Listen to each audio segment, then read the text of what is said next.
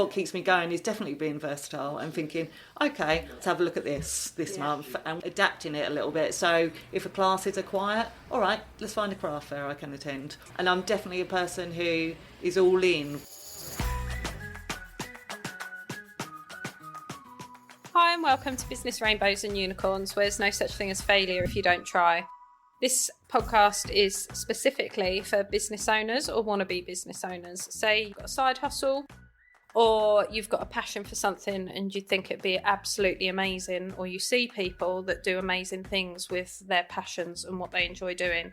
Well, you can do that. So please subscribe. It always helps a little podcast like ours. Listen along for tips, tricks and advice. You will just need to add your passion and spark to help you build a successful business. And we hope you enjoy listening to this episode. Hi, Phil. Today we've got Phillippa from Phillippa Gunn on the podcast, which is really, really good. Phil's a local artist we have worked with since day one. Day one. In fact, Sarah, I believe it was you who got me going, really. Oh, well, there you go then. I'll take that credit. So tell us a bit about yourself. What's your business and what you do? So I run Phillippa Gunn Art. So I'm an artist, but I actually kind of teach art more in fun lessons, probably more than creating art at the moment. So I travel around different schools and kind of work with children, and that was a bit of my background, and so I show them different ways to create art. But I also teach adults and run classes like natter and splatter, or I've done a paint and yoga one with, so I've collaborated with people as well just to make sure art's fun. I also do beginners courses, and just show people, as long as you've got the right brushes, the right techniques and guidance, anybody can do it. And anyone can, because you're quite shocked that I was able to do it. I was very shocked. I'm not 100% convinced it was Sarah's work, or she pinched it off a friend. So why did you start Phillippa Gunn Art in your own business? It was during lockdown, really. So I've always been absolutely loved art. So for years, I had a stroke when I was 28. And they found out the stroke was through a heart disease. So I had a large hole in my heart. So I was also waiting for surgery, to have open heart surgery, to have it closed. And I just started painting from then on. I think I started out drawing, and then I went from drawing to painting because it wasn't too physical. So it was something that I could do while I was in recovery and therapy. And then I just went mad for it, really. And I think anybody who paints will tell you it's totally addictive. So the next thing you know, you're Googling, YouTubing, Pinteresting, everything, and just learning how to draw and different techniques. I absolutely love colours. And from there, I carried on, and I worked in a school, kind of volunteering, doing their art bits with the children. And from there, I went to run an art club with them, and then I went to another primary school and done an art club with them. Whilst I was doing this, I was still working as a teaching assistant, and then COVID happened and we were all made to stay in, and all I did was paint for the whole time. And I just thought, this is just what I want to do. And I believe you started Breakout, and you put some of my work in your Breakout for me. And then I started off by doing a few craft fairs and thought, I'm just going to go for it. And now you're back in art clubs. I'm doing art clubs 5 days a week, going to schools, but it's what I love, and I love working with children. It's different though, isn't it? Because it's after school clubs with different schools. It's not the kind of TA side. Yeah, no, it's completely different. So I work self-employed, and I go into 5 different schools a week. And I actually go into one school and I actually teach in there at the moment during afternoons, and they're art clubs, so they're my regular schools. And then I travel all over the place during the week, during the days, going to different schools and just doing art workshops with the children, because it's just so nice for them to do, to actually work on an easel and a canvas, and just try it. It's different, and not only that, teachers don't have an awful lot of time to prepare an art lesson, and whereas I go in, it's all prepared beforehand and it's kind of set up and ready to go. Nice. And how's it teaching the adults as well? Do you know what? People say to me, what's the difference between teaching adults and children? And I can answer that straight away. Children, you have to hold back. So sometimes you're not finished explaining and they've created their painting. And adults are just that bit more nervous and feel this pressure.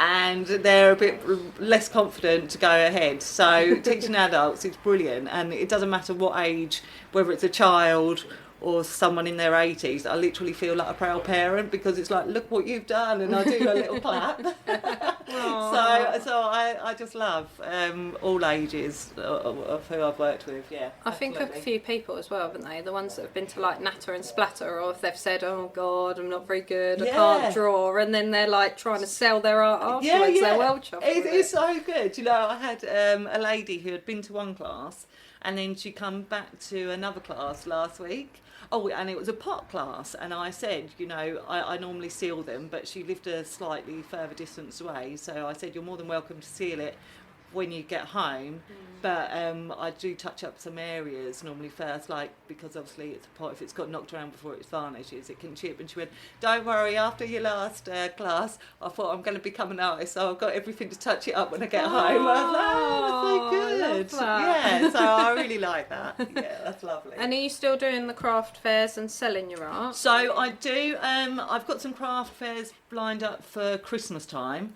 and I'm actually right at this very moment putting all my stuff back online, because I kind of come away from the selling bit while I got my classes kind of up and running, and now they're kind of ticking along. I love the selling, and I want to be painting as well, so that's really important. And so I'm just trying to get all that sorted at the moment and putting it online. But yeah, definitely I've got some big ones coming up at Christmas time. Nice. Yes.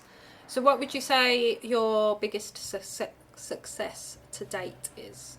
I think as an artist, every time you sell a piece of work is a huge achievement, and you can't believe that people have your work hanging in their walls, hanging on their walls, or, you know, that they've got a piece of your work. That's a massive achievement. And you've been asked to do commissions and bespoke pieces as well, lots of commissions and bespoke pieces, which are amazing to be asked. They're slightly more nerve-wracking because you know what someone's... No pressure. Yeah, you know what someone's got in their heads. I would say my biggest achievement of success to date, you know, probably being able to do my business and still being able to pay for my mortgage and keep me and my children going, you know, without having to claim anything, is by far the biggest success or achievement. And don't get me wrong, I don't live a wonderful lifestyle, but I managed to do that running a business on my own. So yeah, that would be. And would you say that's the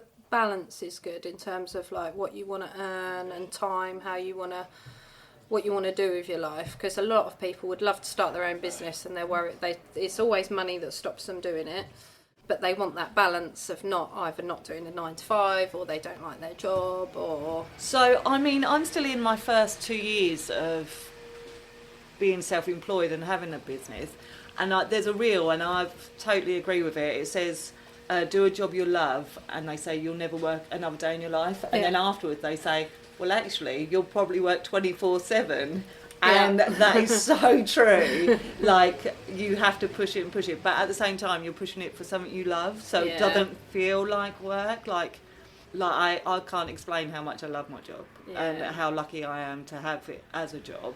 But you're working constantly, absolutely. But it's for something that hopefully in 5 years' time will give me a nice, you know, day kind of.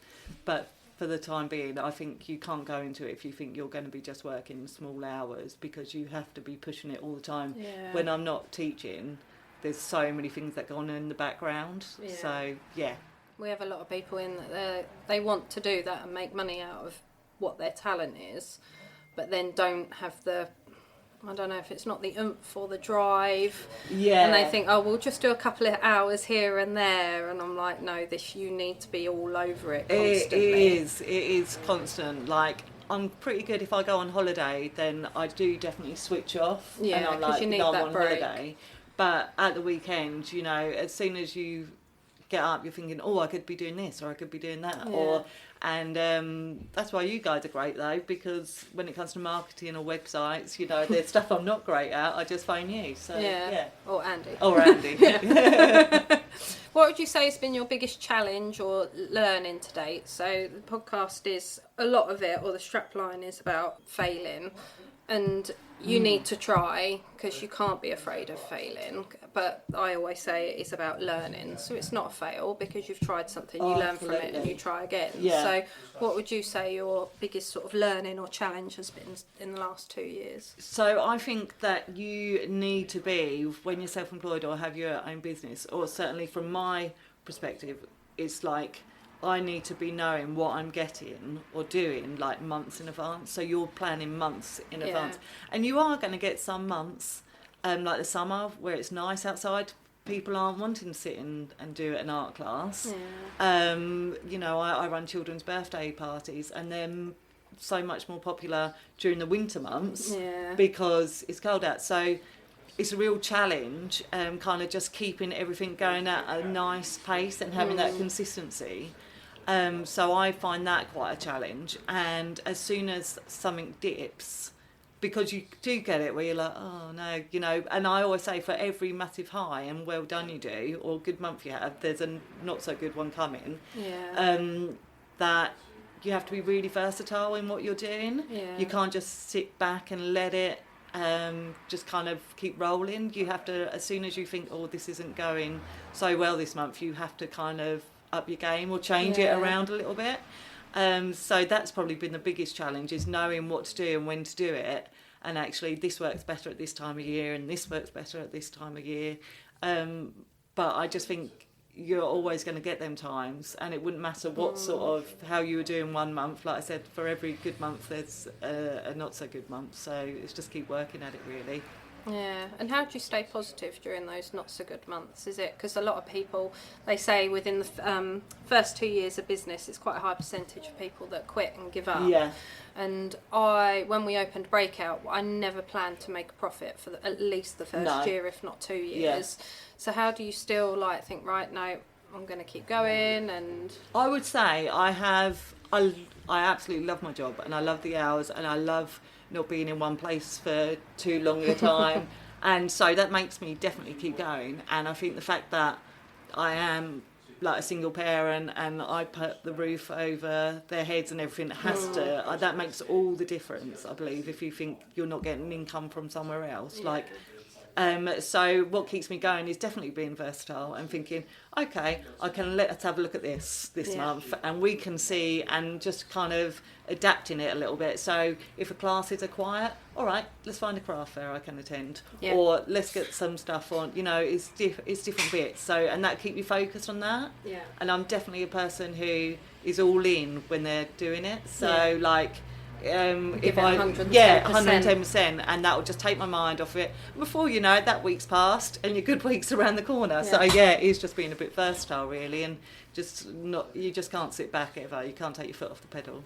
Yeah, this is a difficult one to ask because we work together so closely. But what would you say is your have you got a problem in your business at the moment, or what's the next? What's my next bit? So a problem, I mean, I struggle with doing everything, I would say. So my problem would be that I could do with another member of staff but can't afford another member of staff. Yeah. So you're trying to juggle everything.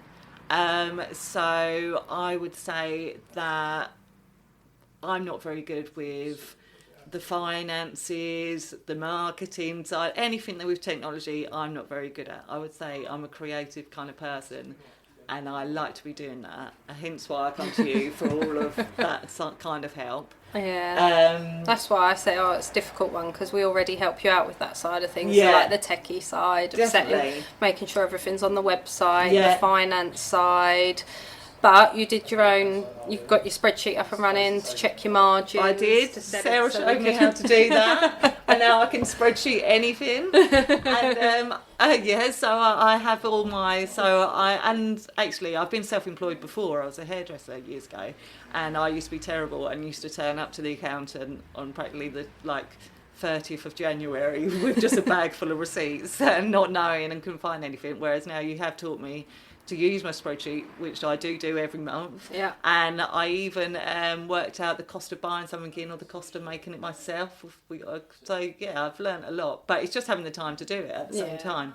So yeah, I would say that is my biggest thing. Is actually it's just such a small part of my work is the actual teaching and creating side of it, and then it's a huge part that's not really shown. And it's hard when you want to be doing that creating and that teaching, but actually you need that spreadsheet and you need to know, right, okay, how have I done this month? So like you say, you're all in, so you want to be selling, you want to be at craft fairs, you want to be online, so you want to do it all at once. So it feels like it's all urgent, but actually you've taken that step back. Having known you for now, doing this for 2 years, you've taken that step out, so you've now built your classes, so you know you've got your regular income on the classes, so now it's time to almost drip feed in and add products online, and then they will start moving in the background, although again it's a load more extra work, like we were saying, of setting everything up, setting the prices, how it's all going to work, getting the pictures, and I think that's, as you say, a lot of people don't see that. They're just like, oh, she's got a website, I can click and buy that. They didn't see that you had to take a picture of that product and trial that product 100%. And check the price for that product. And when it's your kind of website, you can kind of drive traffic to your website. However, when it's like, so I'm on Etsy as well, but it's difficult to actually get people to like go to your website, your shop, and it's knowing all the algorithm and the SEOs, and there's such a like learning curve that I've had with all of this. Kind of, you think you're just going to put something on and someone's going to see it on there, click and buy, and it's just not like that. Like when something's really saturated, you really have to stand out from the rest, and like I don't do that well, and I'm learning on that as well. So, but as well, if something's saturated, at least you know there's a need for it, so you know the sales are going to be there. Yeah, like 100%. It's just putting that USP and that spin on it to know that actually this is Phillippa Gunn art, it's not that artist, it's you, and this is why people should buy from you. And actually, Sarah, you said earlier what's my biggest achievement. I think that might be it for someone to recognise before knowing that I did it, actually saying, oh, is that one of Phillippa's? And then being told that, and I'm like, that's amazing, because as an artist, and any type of artist, you want to be known for like what you do, or recognised as style, and brand. Exactly, and that's everything. As an artist, is that somebody can recognise it, really. So that's probably a massive achievement when people go, oh, I saw your work, and you're like, how did you know that was mine? And they're like, oh, I just knew. So just knew the style. Yeah, exactly, amazing. So, and people, especially in the art world, because we work with a few different artists, that people do get to know your style, and then they come to you for your style, and then it's very much a interest, or people are genuinely interested in that, like the type of paints you use, the colours you use, the style, what you're painting, so you've obviously known a lot for your flowers and landscapes, but then there's been other things out of your natter and splatters, or the children's ones, where it's really, really different. Exactly. So obviously, like you mentioned, flowers, that's what I like to paint. That is what, if I have the choice, I would sit there and paint. However, it doesn't mean everybody else just wants to paint that. So with children especially, you know, I think this week we're doing cactuses in one school, I've got a cityscape in another school, and like it's then... So all of that in the background, because you're actually designing all that for them to do as well at home, like on an evening. Like this, last night I sat there, I was like, I've got 4 paintings to do for schools this week, you know, just for them to kind of recreate. So it's all that background work. Yeah, it is, definitely. So what's your future plans? What's the next year for 6 months to a year for? So I definitely want to get stuff kind of moving online. Now I'd really like to kind of be able to go back, like I said, now classes kind of ticking along okay, go back to selling. My goal would be really to have someone work with me when I can afford that, like part-time, full-time. That would be amazing, just to have someone else. So just lots more classes, lots more painting, and I don't want anything extraordinary. I just want to be able to keep doing what I'm doing and keep it coming in, hopefully. So Awesome. I think that's everyone's biggest challenge at the moment is people, because we're the same. You kind of think, I've almost got enough work to take Yeah. someone on, but I'd hate to take someone on and then I can't Let pay them go. them, or it Yeah. would just be absolutely mortifying. So it's now just getting that, I don't know, that point of where we've got enough money coming in and enough work coming in that we can keep them busy enough and keep them on the long term. And that's what that's it. we struggle with. And you can't, I think when it's your own business, you want someone with the same passion and drive as That you is as the well. problem. And it's that right person Yeah, that's going to get 100%. involved in your business. Yeah. And that's why we've worked with so many people, because they want that, like with the IT stuff or the finance stuff or help with social media, because it's the bits that you'd rather be painting and teaching. So we've stepped in and done a bit. So there's certain things we can then do to say, right, okay. And because we're not precious over stuff, you can then create that job role and go, well, actually, Breakout does this, and for me. Yeah. I know it's X amount of hours. I know it would be this. So Absolutely. then it makes that step easier. Yeah. But finding That's that the right dream. person. Yeah, I would love not to have to touch a computer again. Or a That's the printer. dream. Yeah, That's the year's dream. goal. That is, yeah. Not to touch a computer or printer again and get someone else doing it for you. There you go. Especially my poor old computer that gets abused. How old it is. So yeah. Oh, thanks, Phil. Thanks for coming on. Thank you for having me. It's been lovely. Well, if you've enjoyed this and you want to listen anymore, so click on the link to subscribe and listen out for more interviews with interesting local businesses.